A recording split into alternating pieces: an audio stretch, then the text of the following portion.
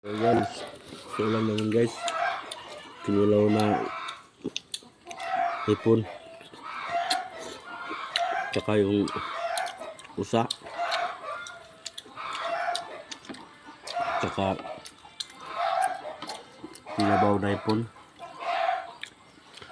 sa utan. Okay. Kain tayo guys, kain tayo.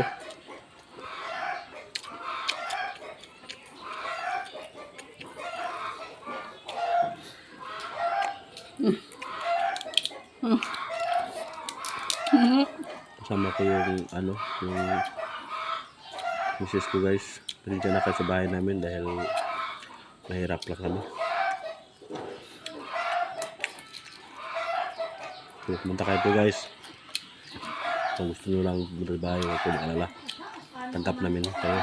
Kahit ganito lang kami. Wala po na yun do, osbidyo no. Ganito lang kayo kahirap. At sino pang pumunta doon guys. Pumahiya kami sa bahay namin dahil mahirap lang kami. Ito yung bahay namin guys. Sobrang dumi.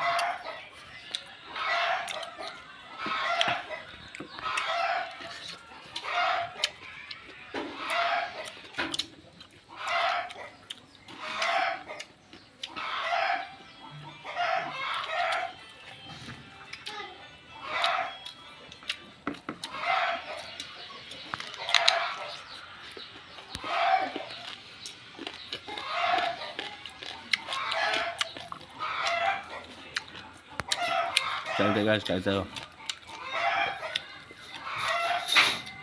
Nakalas ba?